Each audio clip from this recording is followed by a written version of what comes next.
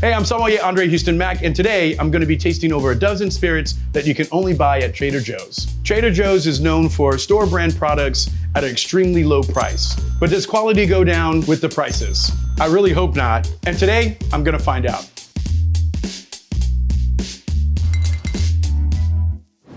So first up is Texas vodka. This is $10.99. What's weird to me is just the Texas part of it. I don't think it's a thing in the sense of like, oh, that it has anything to do with Texas. It's more about the pride of Texas. But you know, to me, it just kind of looks like a ripoff of Tito's. Like Tito's started something and it's kind of piggybacking on that. It says Trader Joe's on the top of the label, but if you look closely on the back, this is bottled by Dynasty Spirits in Smithville, Texas. In the industry, this is what we call white labeling. So Trader Joe's is not actually making it. They're contracting a distillery and having them make it for them with their labels on it. And it's a kind of a cost-effective way for them to use branding and the power of the brand of Trader Joe's without having to spend the money to go out and create a distillery. There is highly the possibility that this vodka exists somewhere else under a different label. Vodka is a distilled grain, whether it's corn, wheat, barley. So this says that it's been distilled 6 times. So they're taking the evaporation and that comes off the still, and that's what's transformed into alcohol. And you keep repeating that process and that's supposed to smooth it out. So the more times that it's distilled, the more perfect or smoother it will be.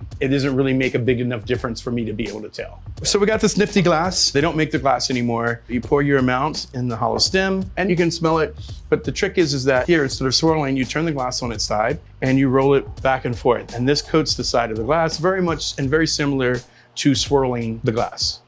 Very different than wine, kind of same process, but the placement of the glass in my nose is very different. When I do spirits, I always try to rest the top of the glass on the bridge of my nose. Helps mitigate the harsh fumes and that burning sensation that you get because you're holding your nose a little bit further away from the glass. It smells like vodka. It's not rubbing alcohol, but there's definitely an association with it.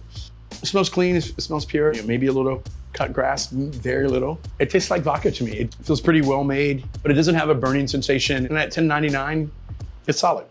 Next up is Trader Joe's Versatile Spirit Vodka. This comes in at $10.99. Front and center, it says distilled from grapes. Generally, when you think about vodka, it's been distilled from a grain. Grapes are not a grain. Ciroc was made from snap frost grapes, and it created an ultra premium market. Wine is made from fermented grapes. So after the grapes have been dried and fermented, it's actually being distilled. It does list that it's a mix of Chardonnay, Merlot, Cabernet. So we're gonna hop in here.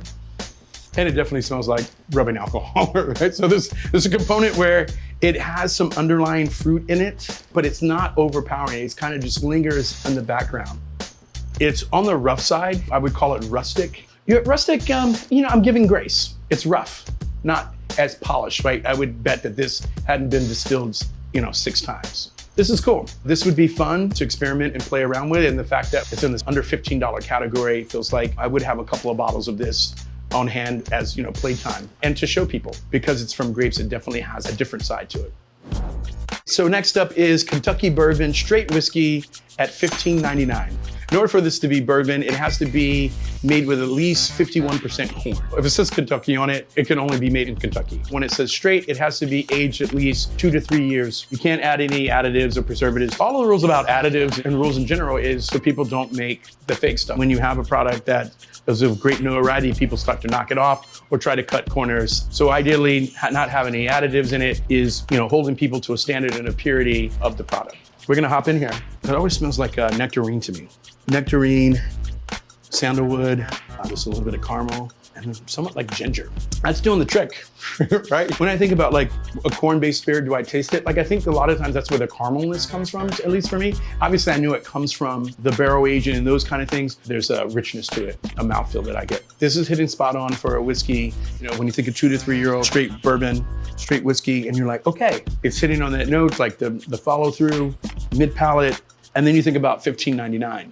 And you're like, wow, price plays important role in all of this. You're tasting in those parameters. You're like, wow, I tasted bourbons that are 4 times this amount that don't have some of these attributes. I think this is a great daily sipper, and it's all the way Kentucky. Next up is Tennessee Bourbon Whiskey, and this comes in at $14.99. Here, you see that it's called sour mash. They use mash from the previous distillate, and then they mix that in with the new mash because it's acidic, and that makes it sour, and it gives it a distinct flavor. In Tennessee, they actually have another set of rules called the Lincoln County process. To legally make Tennessee whiskey, ultimately it has to be charcoal filtered, right? And running it through these charcoal filters kind of strips some of the impurities out of the whiskey, but also imparts a distinct flavor. So this is everything that Jack Daniel's does, right? Lincoln County is where Jack Daniel's was invented, and it's basically taking their process and the process of the area into account. Color is definitely different, darker hue. Smells like Jack Daniel's to me. It smells like fermented green tea. That's kind of spot on. $14.99, but I think you can buy Jack for the same price at this point. Yeah, it's not my favorite. Let me put it that way. If they're trying to imitate Jack Daniel's, I'd rather have Jack, just because it feels like something falls a little bit short here in that aspect of it. I wanted to like it more, I guess.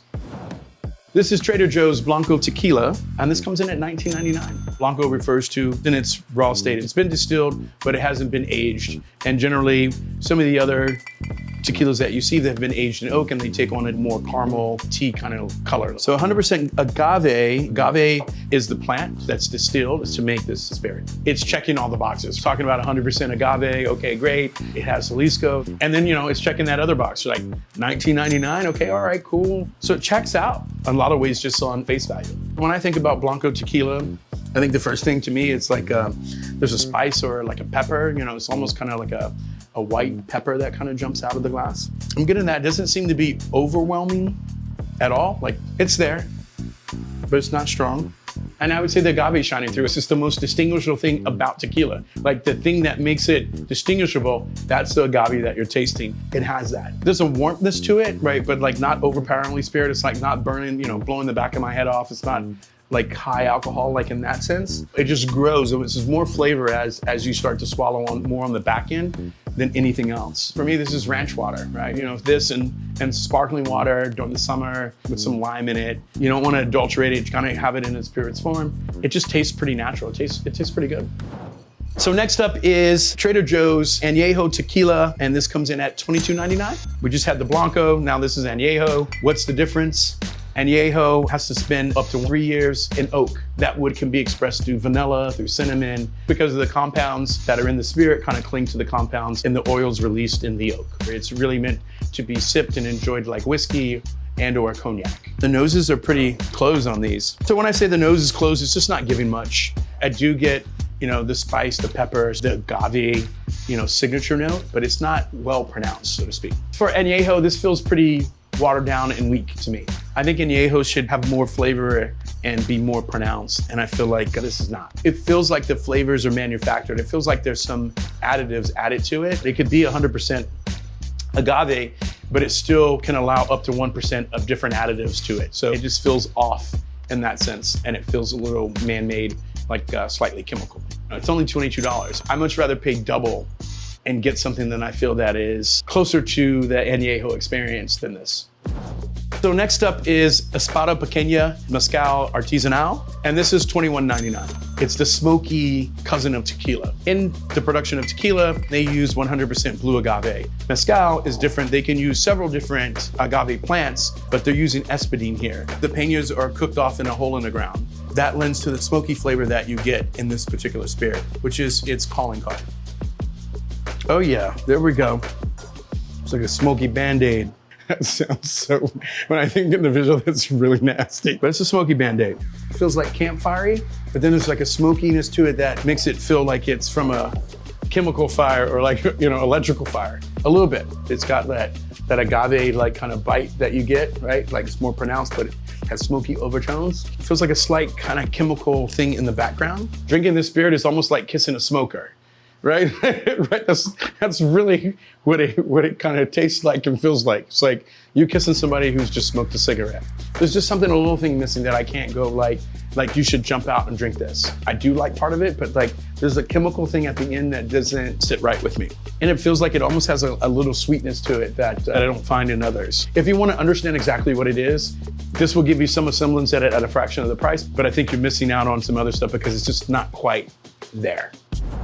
All right, so this is Trader Joe's. This is its blended Scotch whiskey, and this comes in at $11.99. This is a liter, so a liter at $11.99 equals value, banging value. So it's from Scotland. There's lots of different rules in order to be called Scotch, but generally it is malted barley introduced to yeast, and they have to use a certain type of water to distill it. It can be dried in a kiln with peat. It doesn't have to be. Sometimes they're peated, sometimes they're not. This is blended Scotch whiskey, and that means that you can use distillant from multiple different distilleries. They blend for a consistency. So the idea is that they want to make a signature style and a signature taste. You're gonna hop in here. Oh, wow. I don't smell anything. So it's really not giving anything off the nose. There's things and scents jumping out of the glass. It's very muted, you don't get anything. It really tastes like watered down Scotch. Like it has traces of those elements. You're like, I know that you're in there somewhere, but it's been watered down. Like this is like after my uncle used to come to my house, right? When I was a kid, and he would drink it all and then he would refill it with water. And then he got caught because my dad would mark it with a grease pen and he got busted. This is what that tastes like. That's whack, bro. That's whack. Keep your $11.99. So moving right along, this is Trader Joe's Highland single malt Scotch whiskey, 10-year. And this comes in at $26.99. Those things don't add up. 10-year age statement, $26.99, 27 bucks. USD.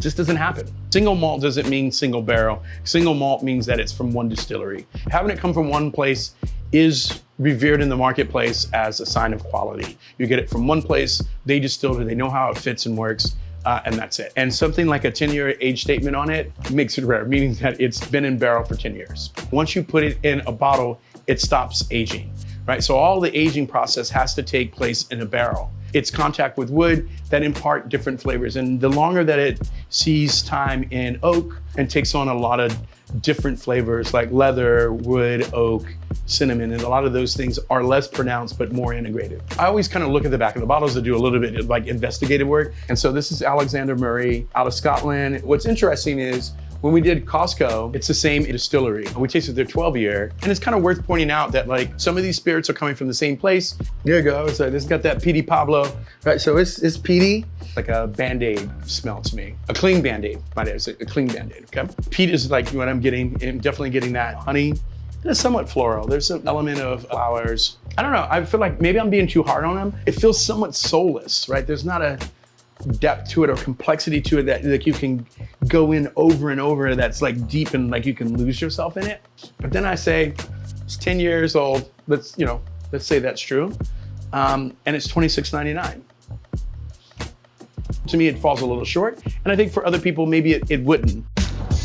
So next up is Trader Joe's Special Reserve Irish whiskey, and this comes in at $15.99. What distinguishes Irish whiskey from Scotch whiskey? They can use malted or unmalted barley, but here they kind of skip the whole process of using peat, and so it comes out a little bit cleaner and less smokier. I think Irish whiskey has been known for easy drinking.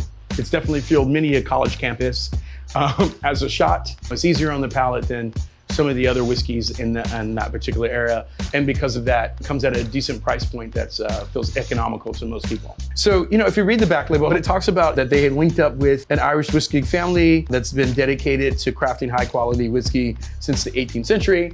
And then what you realize is that they prominently left their name off. And I think that's by design.